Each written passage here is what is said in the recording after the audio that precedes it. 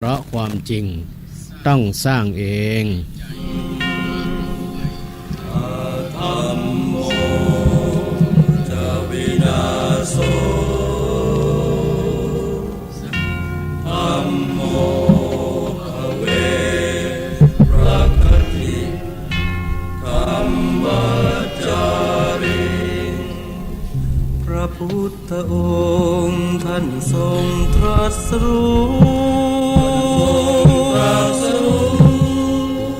เป็นสัพพัญญูตรัสสอนความจริงว่าธรรมะย่อมชนะทุกสิ่งเป็นที่พึงพิงอะระหังสัมมาสัมพุทโธภควาพระผู้มีพระภาคเจ้าเป็นพระอรหันต์ดับเพลิงกิเลสเพลิงทุกข์สิ้นเชิง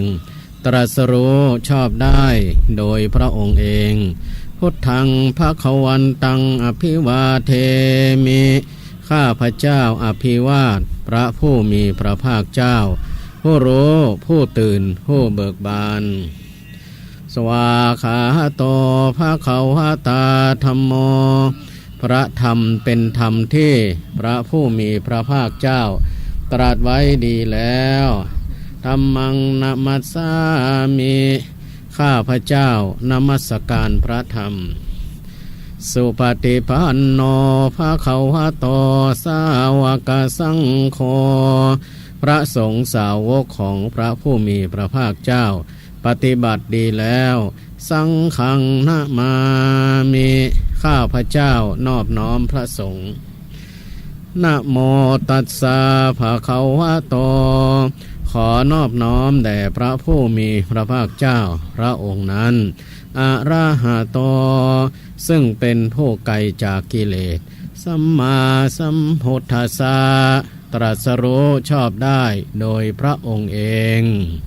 แก่ผู้ประพฤติชอบธรรมธัมโมจะวินาโสธัมโมภเวรักก็ขอถวายความเคารพ พระเถรานุเถระเจ้าคณะพระสังฆาธิการครูบาอาจารย์ตุลุงตุป่อตุปีตุนาลูกพระลูกเนนผู้มีภูมิรู้ภูมิธรรมจุตนจุองค์อันหมายมีพระเดชพระคุณหลวงพ่อท่านพระครูนิเวศศรีละสังวรเจ้าคณะอำเภอเวียงป่าเป้าเป็นเก้าเป็นประธานก็ขอความผาสุกในธรรมจงมีแก่บรรดาศรัทธาญาติโยมสาธุชนพุทธบริษัททั้งหลายค่ำของคืนวันนี้ตามปกติก็เป็นรายการธรรมะคนนอนดึกซึ่งตามปกติก็จัดรายการโดยตุลุงดอยหรือพระครูปฏิภาณธรรมทินเจ้าอาวาสวัดอรัญญวิเวกคีรีก็พอดีคืนนี้คืนนี้ก็ตุลุงดอยเปิ่นโทรมาบอกว่าท่านมาหาคืนนี้ขอออกรายการแตนกำเดอถึงไหนแล้วคำว่าถึงไหนนี่ก็หมายความว่าวันนี้ไปลำปางมาถึงไหนละก็บอกว่ากำลังถึงบ้านสาอำเภอแจ้โฮมอยู่ตุลุงจะได้ครับตุลุงก็คืนนี้ออกรายการแตนค่ากำคือคอมันมีปัญหาอินเทอร์เน็ตมันมีปัญหามันสงสัยถ้าจะหนาวโดนฟ้าโดนฝนนี่เนาะมันก็เลยหนาวมันไข้ลุก ก็คือมีปัญหาทางอินเทอร์เน็ตก็เลยบอกว่าเข้าใจมาเด้อครับจะพยายามให้มันตันเนาะจะพยายามให้มันตันก็ท่านทั้งหลาย ระยะในการเดินทางในวันนี้ทั้งไปและกลับก็มีอุปสรรคปัญหาพอสมควรเนื่องจากว่าฝนตกตลอดทั้งไปและมา โดยเฉพาะขากลับนี่ตั้งแต่ตัวเมืองลำปางจนถึงเวียงป่าเป้าจีบฝนตกตลอดเวลาการขับรถขับรางใจเวลาตามปกติที่ขับกันนี่เนาะมันทำเวลาบัดได้ขับรถได้แค่60-70 กิโลเมตรต่อชั่วโมงก็เลยบอกว่าขับจะพยายามให้คนขับทำให้ตันก็เกียบจะบัดตันละมาถึงก่อนสถานีแต่กี้เนาะเหลือให้5 นาทีจะถึง2 ทุ่มอ่ะเอาเหรอ เหลือ5 นาทีจะถึง2 ทุ่มก็ตันอยู่เนาะตันอยู่ตัวลงสบายใจได้แล้วเด้อตันอยู่เด้อตันอยู่เนาะก็คืนนี้รายการของตุ้ลุงดอยบัดได้มาก็เลยเอารายการธรรมะเพื่อชีวีคือการดำเนินชีวิตที่มีธรรมะเป็นเครื่องยึดเหนี่ยวจิตใจได้มาดำเนินรายการแทนตุ้ลุงดอยเด้อคืนนี้ก็ตรงกับวันจันทร์ที่9 เดือนตุลาคมพุทธศักราช2566ก็ตรงกับแรม10 ค่ำเดือน12เหนือเดือน10ใต้สำหรับคืนนี้รายการธรรมะเพื่อชีวีจะได้เสนอหัวข้อธรรมะประยุกต์ในเรื่องใจร้อนใจร้อนทางสถานีวิทยุดอยหมอกเรดิโอ 103.50 เมกะเฮิรตซ์โดยทีมงานของคุณโยมดารุณีพร้อมกันนั้นก็อีกสถานีหนึ่งในอำเภอเวียงป่าเป้านั้นก็คือสถานีวิทยุคนฟ้าเดียวกัน FM 99.75 เมกะเฮิรตซ์โดยคุณโยมธนัทวรัญชัดธนพลังกรก็ผู้อำนวยการสถานีที่ได้ถวายเวลาเป็นเวลา2 ชั่วโมงด้วยกันพร้อมกันนั้นก็มีทางสถานีวิทยุที่รับสัญญาณนี้ไปตั้งแต่เวลา2 ทุ่มจนถึงเวลา4 ทุ่มอีก20 กว่าสถานีเกือบจะ30 สถานีก็คิดว่าประเดี๋ยวนี้ก็คงจะ30 สถานีละที่รับรายการนี่ไปรายการธรรมะนี่ไปเสนอกับบรรดาศรัทธาญาติโยมทั้งหลายเอาละบรรดาญาติโยมทั้งหลายคืนนี้ก่อนที่จะได้มาพบกับท่านทั้งหลายที่มาดำเนินรายการแทนตุ้ลุงดอยเนาะเอาเป็นจังใดพ่องศรัทธาญาติโยมเดินทางกันกลับถึงบ้านถึงจองกันเรียบร้อยหรือยังแล้วก็เปะไผเป็นจังใดพ่องเดินทางโดยความปลอดภัยกันทุกคนก่อเนาะเดินทางกันทุกคนก็คิดว่าท่านทั้งหลายก็คงจะเดินทางโดยความปลอดภัยนะเดินทางกลับโดยความปลอดภัยกันเนาะก็มันมีฟ้ามีฝนอยู่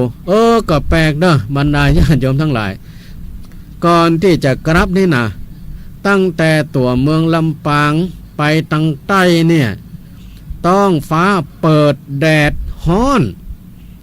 แต่เจ้านี่นะแดดฮ้อนก็พอดีหลังจากที่เลิกงานแล้วก็ได้ไปกราบนมัสการไปการนมัสการที่วัดดอยพระชานเนาะดอยพระชานก็คือไปแอวเนาะไปดูไปชมไปกราบไปไหว้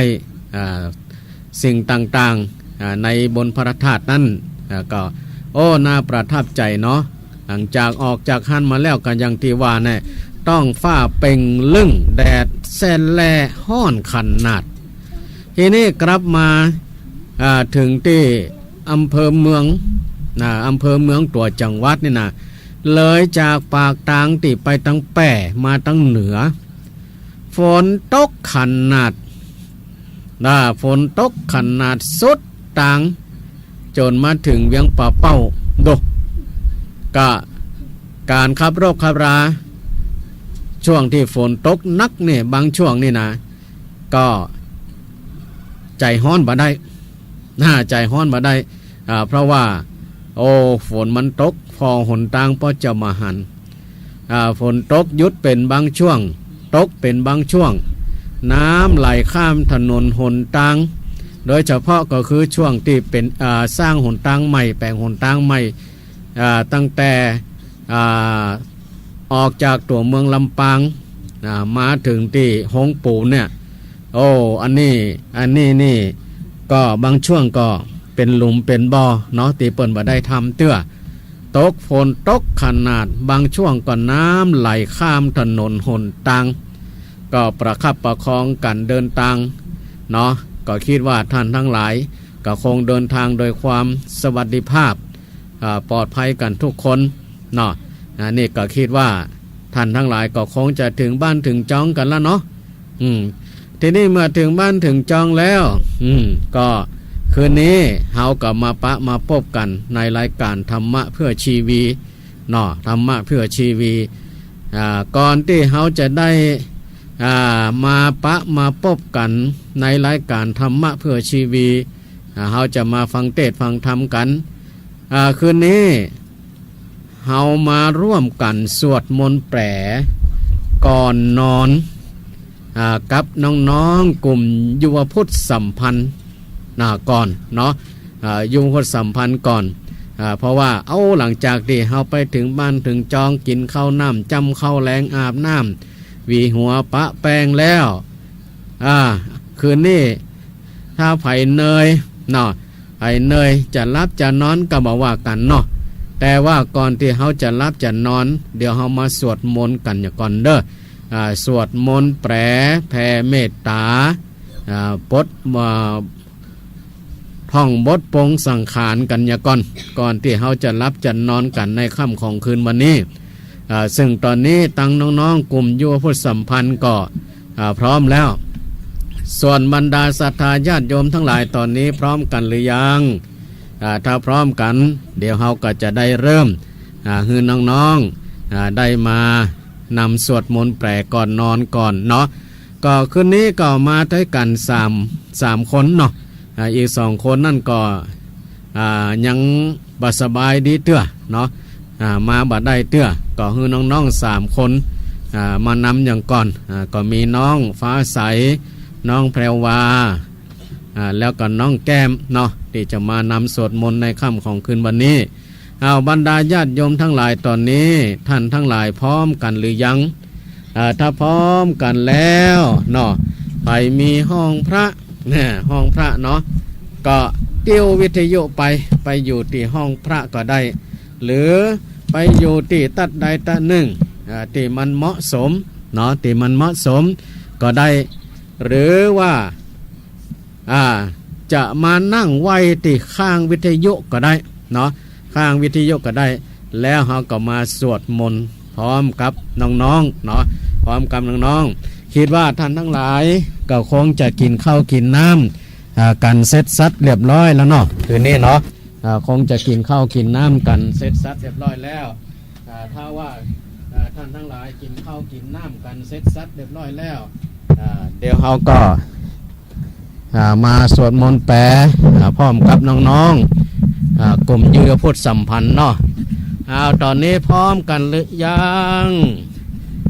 ถ้าพร้อมกันแล้วเราจะเริ่มกันแล้วเด้อบรรดาศรัทธาญาติโยมทั้งหลาย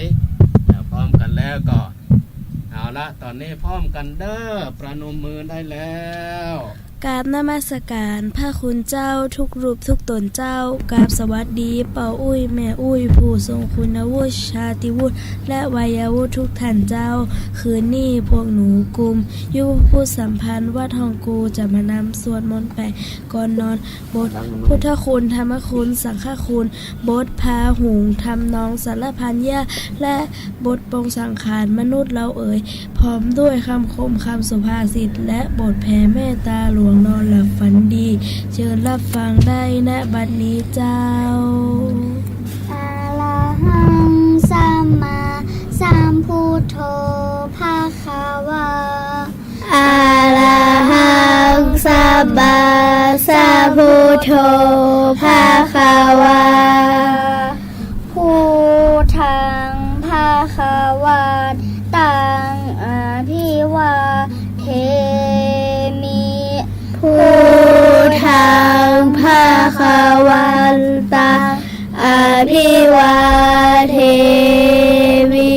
กาสวาคาโตภะคะวะตาธัมโมสวาคาโตภะคะวะตาธัมโมธัมมังนามัสสามิธัมมังนามัสสามิกราบสุปฏิปันโนภะคะวะโตสาวกสังโฆสุปฏิปันโนภะคะวะโตสาวกสังโฆสังฆังนามามิสังฆังนามามิกับนะโมตัสสะภะคะวะโตอะระหะโตสัมมาสัมพุทธัสสะนะโมตัสสะภะคะวะโตอะระหะโตสัมมาสัมพุทธัสสะนะโมตัสสะภะคะวะโตอะระหะโตสัมมาสัมพุทธัสสะอิติปิโสภะคะวะอะระหังสัมมาสัมพุทโธวิชาจารณะสัมปันโนสุขโตโลกวิทูอนุตตโรปุริสธรรมสาลาธิสัทธาเทวมนุษย์สานังพุทโธภะคะวาติองค์ใดพระสัมพุทธสุวิสุทธสันดานตัดบุญกิเลสมันบ่มีบุญมีบ่บัวดึงได้ผ่าไทยทางก็เบิกบานคือดอกบัวราคีบอกพันพัวสุวาโคท่ากันจรองค์ใด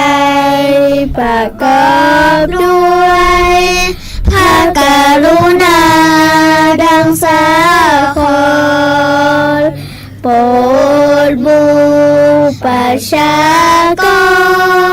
รมาลาโอทากันดา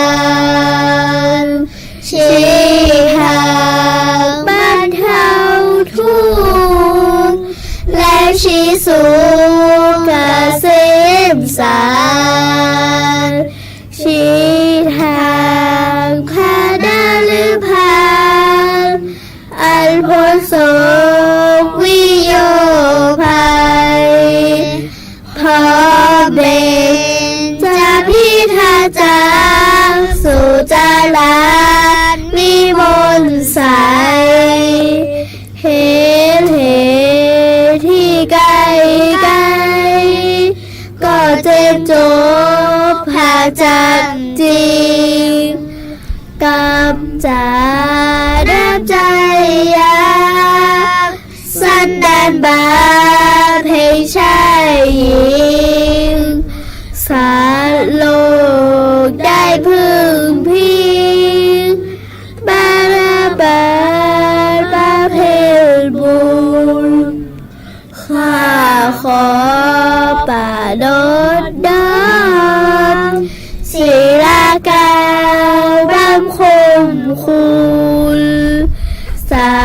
พู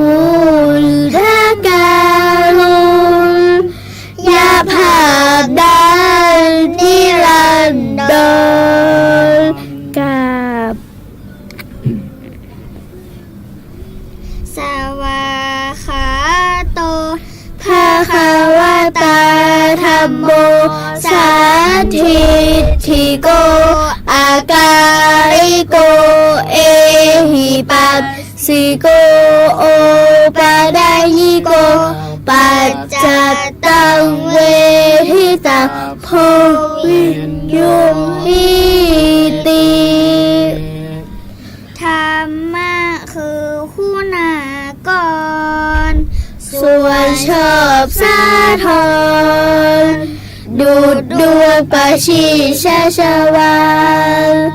แห่งองค์พระศาสดาจารย์ทรงสัตย์สันดานสว่างกระจ่างใจบุญทางใดดับโดยบางพ้นเป็นแต่พุงโยนและก้าวกับทางนรพานสมยาลูกอุดรพิสดารอันลึกโอฬารพิสุขพิเศษสงสัยหีทางต้นทางคันไลดามขันดานคันไขปฏิบัติปริยัติเป็นสองคือทางดำเดินบุญครให้ล่วงรู้ปองยังลูกอุดรโดยตรงข้าข้อมูลอ่อนอุตมนลบทางจำโดนด้วยจิตและกายวาจากราบสุปฏิปันโนภะคะวะโตสาวกสังโฆสุชุปฏิปันโนภะคะวะโตสาวกสังโฆยายาปฏิปันโนภะคะวะโตสาวกสังโฆสามิจิปฏิปันโนภะคะวะโตสาวกสังโฆยะทิทางจัตตาริปุริสายุคานิอันทปุริสาวุคาลาเอสะภะคะวะโตสาวกสังโฆพาหุไอโยปาหุไอโยทาหิไอโยอัญชลิกาลดิโยอนุตตรังปุญญาเขตังโลกัสสติสงฆ์ใดสาวกศาสดาละปฏิบัติมาแต่องค์สมเด็จพระขวันเห็นแจ้งจตุศาสตร์เสบานรู้ทางที่อันและงามและดับทุกภัยโดยเสด็จพระผู้ตรัสไตรปัญญาผ่องใสสะอาดและปราบเมื่อมองเฮือหาทางข้าศึกปอนบ่มีลำพองด้วยกายและวาจาใจเป็นเนื้อนาบุญอาภัยสาแดดโลกายและเกิดที่บุญพูนพรสมยาเอารถทศพลมีคุณอาดลอเนกจะนับเนื้อตาข้าขอรูปบุพสลาโฮมทรงคุณาดุมคุณประดุจลำพันด้วยเดชบุญข้าอภิวันพาใจลักอันอุดมดิเลกดิรัสไซจงช่วยขจัดโพยภัยอันตรายใดๆจงดับและกล่าวเสื่อมสูญกราบพาหุงสา ธิดิบิตาสาวทันตาคีเบขาลังอุทิตาโพนาสาเสนาบาลังทาดาทิทางบาวิธิดาชิตาวานุดินโทตันเตชะสาภาวะตุเตชัยสิทธินิจังปางเมื่อพระองค์ปารามาพุ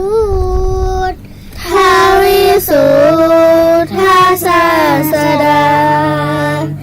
ตาสรุอนุตาลาสบาที่นาโพที่บัลลังก์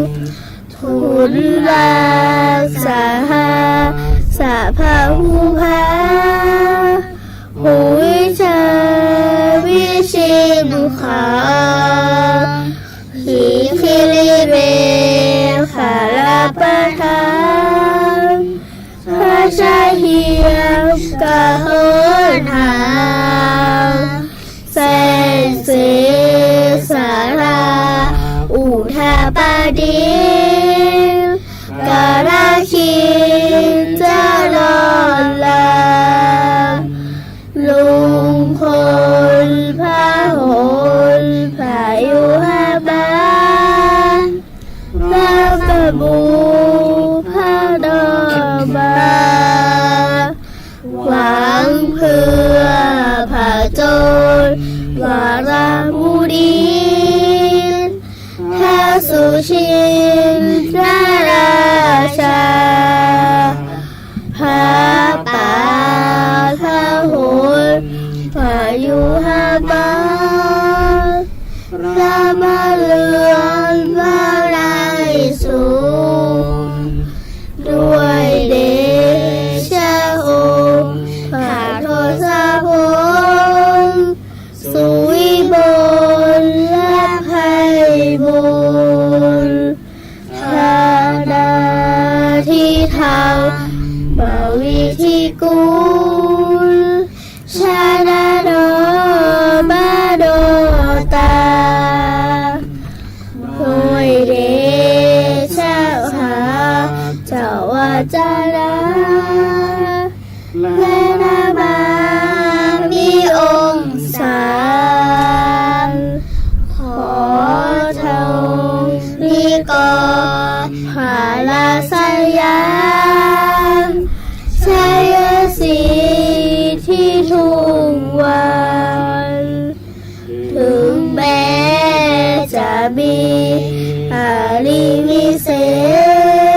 ษพระเดชะเทียมบานขอ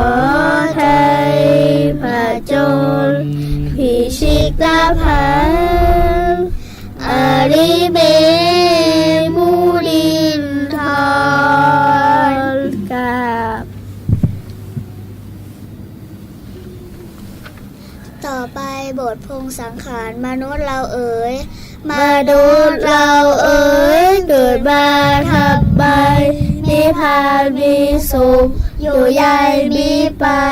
ตัณหาดวงดังดวงชักดวงไว้ฉันไปไม่ได้ตัณหาผูกพันห่วงนั้นพันผูกห่วงลูกห่วงร้านห่วงทรัพย์สินสลึงค่าจงสละเสียเถิดจะได้ไปนิพพานข้าพ้นพบสามยามหนุ่มสาวน้อยหน้าตาแช่มช้อยกำแล้วทุกประการแก่เท่าดังยา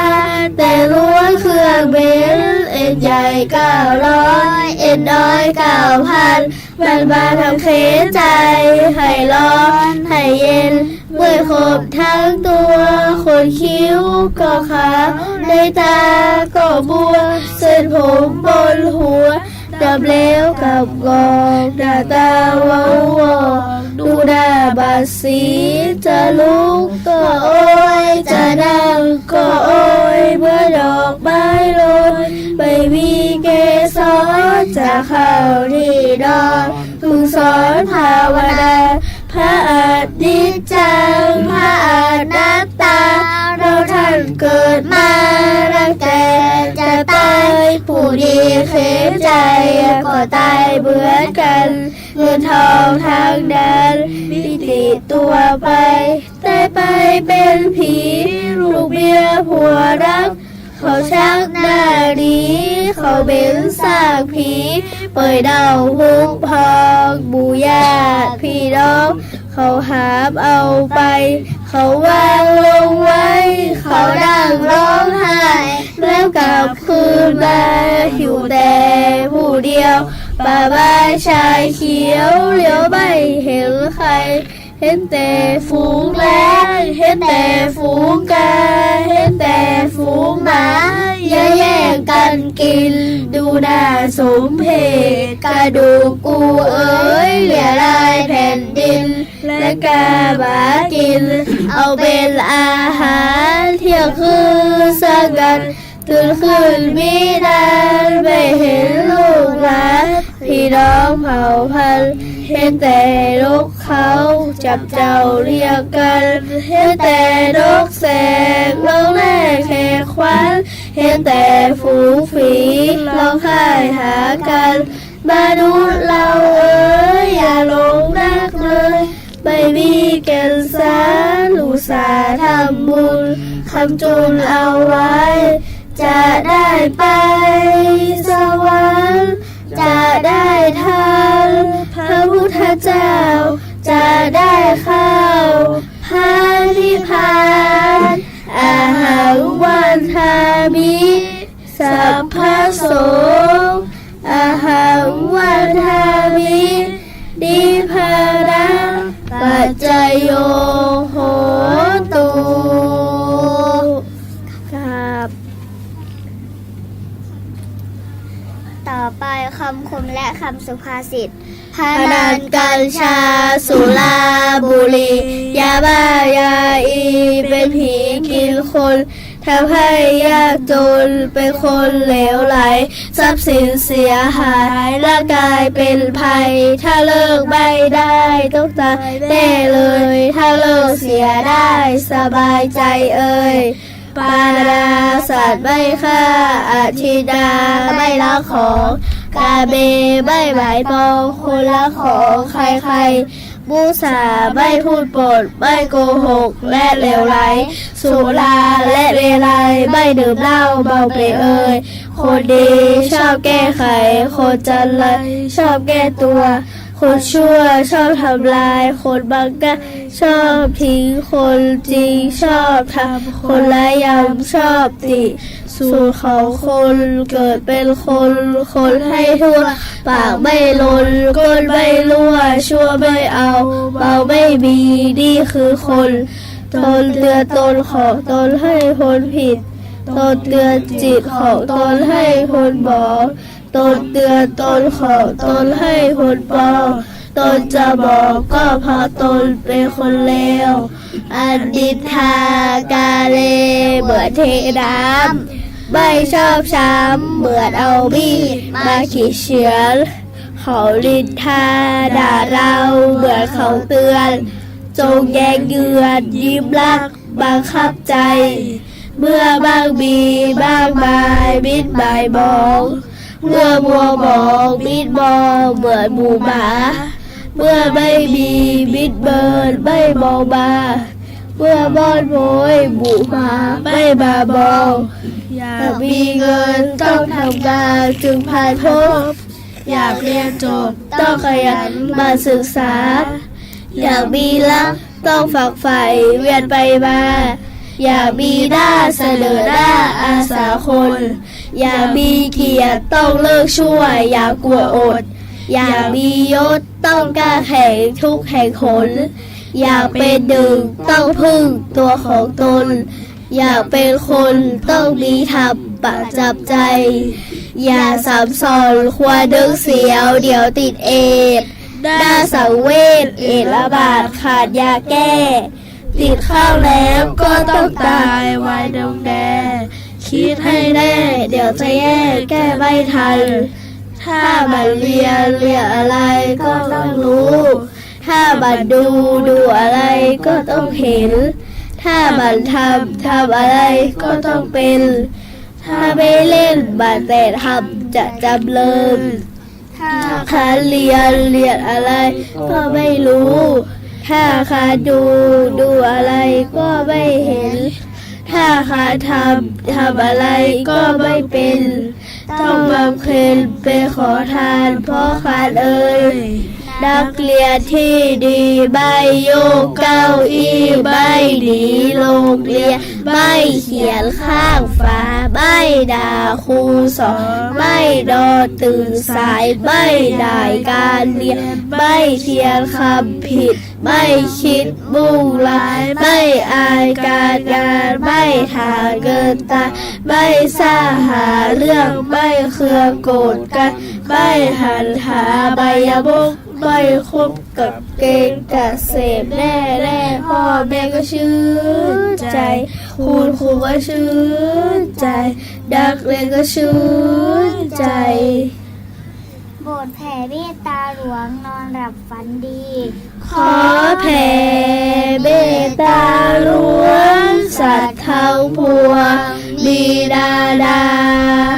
สัตว์ปีกบินบนฟ้าสัตว์ปลูพราแม่น้ำเย็นสัพเพนะสัตตาอาเวลาอย่าเจ้าเวรสัตว์ตายหรือสัตว์เป็นจงอยู่เย็นสถาพรสัพเพเทวดาพวกผู้ฆ่าขอวิงวอนลูกขาป่าดงดอนทั่วสิ่งของสุขทุกวันสัพเพปุถะลาบาดุสามารวมกันผิดใจโทษมหันต์อภัยกันมีเมตตาเจ้าแม่ธรณีทุกพื้นที่ท่าสุธาสัพเพปุริสาอิทธิยามีทั่วไปเจ้ากรรมหรือได้เวรขอให้เป็นผู้มีชัยสัตว์น้อยหรือสัตว์ใหญ่อย่ามีภัยบาราวินสัพเพหรือปีศาจผีพวกขาดอาหารกินพวกดีน้ำตาลินบ่มีกินทรมานหรือเป็นพวกอดข้าวของพระเจ้าพิมพิสารพ่อแม่บ่ได้คานตามสถานใดวัดว่าโชคดีพระบารยพ่อแม่ให้ทำบุญมาทำบุญส่งไปหาได้เยียวยาอิ่มสมใจจำไว้อย่าทำบาปต้องถูกสาปเลือดรินไหลทำบุญต้องเลวไวถ้าช้าไปเสียใจเอ่ยกับบรรดาญาติโยมสาธุชนพุทธบริษัททั้งหลายตอนนี้เฮาก็ได้ไหว้พระสวดมนต์แปลก่อนนอนครับน้องๆกลุ่มยุวพุทธสัมพันธ์จบไปแล้วเนาะคิดว่าทั้งหลายจะรับจะนอนคืนนี้ก่อนรับดีพันดีพอเฮาได้ไหว้พระก่อนนอนเนาะได้สวดมนต์แปลก่อนนอนได้แผ่เมตตาแล้วก็ได้ปรงสังขารพิจารณาสังขารของเฮาจบไปแล้วก็มีคติสอนใจเตือนใจสำหรับผู้ที่ประมาทเนาะสำหรับผู้ที่ประมาทก่อนจะรับจะนอนก็ไหว้พระไหว้เจ้าอยู่ก่อนถ้าเฮาไหว้แล้วก็รับดีนอนดีรับสบายเนาะโดยเฉพาะคืนนี้ก็จะได้รับดีฝันดีเด้อหลังจากที่เฮาไปร่วมกิจกรรมกันคืนนี้เฮาวันนี้เฮาได้ไปร่วมทำกิจกรรม2อย่างก็นะเนาะท่านทั้งหลายที่ท่านทั้งหลายได้ไปร่วม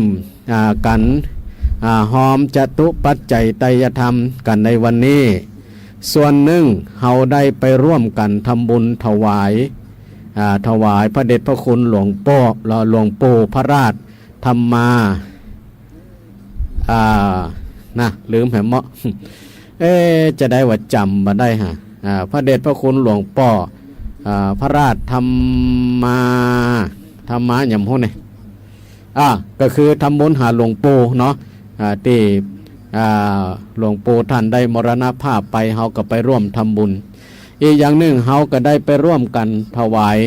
จตุปัจจัย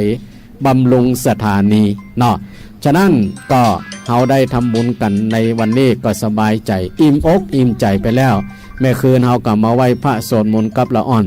ในโอกาสนี้จะได้เปิดสายให้ท่านทั้งหลายได้มามาจากับน้องๆเด้อเอาละสายที่หนึ่งมาแล้วเด้อ ฮัลโหลเจ้า เอาสวัสดีจ้าลูกโอ้ได้เก่งมากเนอะแม่ไรเนอะสันใจฟังอยู่ เจ้าขอบคุณเจ้า ลูกลูกเก่งขนาด เจ้า อันพันที่15ไปกันนอ ไปเจ้า ตีว่าทองกูนะกะ เจ้าธรรมะสัญจรเจ้า แต่ทำมาสัญจรทองกูอย่าวันที่15 เจ้า แม่จะรวมบุญด้วยเนอะลูกเก่งมากเนอะ เจ้า ละกันอย่างเป็นกำลังใจลูกเนอะ เจ้าขอบคุณเจ้า เจ้าละกันท่านพระครูด้วยเนอะกำลังใจเนอะเจ้า อนุโมทนาเด้อเอาละสายที่หนึ่งผ่านไปเนาะก็ได้ร่วมสวดมนต์กับละอ่อนแล้วก็ได้โทรมาเป็นกำลังจิตกำลังใจให้กับละอ่อนเนาะวันที่15เฮามีนัดกันที่วัดหงกูเด้อในงานธรรมสัญจรนะคืนนี้ในวันที่15นั้นเฮาได้กราบอาราธนานิมนต์พระเดชพระคุณหลวงพ่อพระมหานุพดลเจ้าอาวาสวัดบรรพตสถิตเจ้าคณะอำเภอวังเหนือจะมาเป็นองค์เทศนาธรรมพร้อมกันนั้นก็มีคณะที่จะมาร่วมก็คือพระนักจัดรายการสายจังหวัดลำปางเด้อพอดีสายได้รอ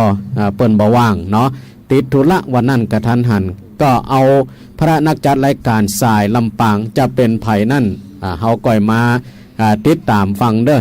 เอาละสายที่2เด้อ สวัสดีเจ้า สวัสดีเจ้าลูกหลานอันนี้แม่สิคุณนะตำบลบ้านหนองลองตำบลบ้านเป้าอำเภอเมียงจังหวัดลำปางเจ้า เจ้า โอ้ วันนี้อุ้ยไปกับเจ้า นะ อุ้ยไปร่วมงานศพกับเจ้า แม่มาได้ไปเจ้าแม่เดินมาใครดีเจ้า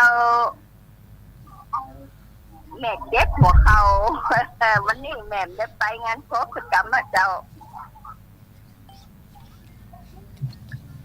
อัน ขอบคุณเจ้า เก่งคือฝนเนาะ เจ้า เจ้าแม่เป็นกำลังใจให้ลูกๆเด้อ เจ้า ขอบคุณเจ้า ใจให้ท่านมาหาด้วยเด้อ สาธุอนุโมทนาวันนี้มันได้ไปห่วมกับเปิ้นเนาะ แทนตุลุงดอยแหละเจ้า วันนี้แตนตุลุงดอยเนาะพอดีก็มีปัญหากับเครื่องนิดหน่อยตั้งอินเทอร์เน็ตมันบ่เสถียรพอดีเนาะ แล้วฝนตกกับเจ้าพุ่น สุดต่างวันนี้ลูกจากลำปางวันนี้ไปลำปางมาโด นะ วันนี้ไปร่วมงานทำบุญหาหลวงปู่นะกะ ถ้าเจ้าไปสักกำมาเจ็บหัวเขาก็วันนี้ก็ไปแต่ต่างคณะพนักจัดรายการก็ละกะกลุ่มขึ้นสีขาวเนาะไปทำบุญให้พระเดชพระคุณหลวงปู่พระราชธรรมรังการเนาะอดีตเจ้าอาวาสวัดบุญญาวาสเนาะอดีตที่ปรึกษาเจ้าคณะภาค6เนาะคืนนี้ก็ได้ไปร่วมทำบุญกันโอ้คนหนักคนหลายเด้อเนาะ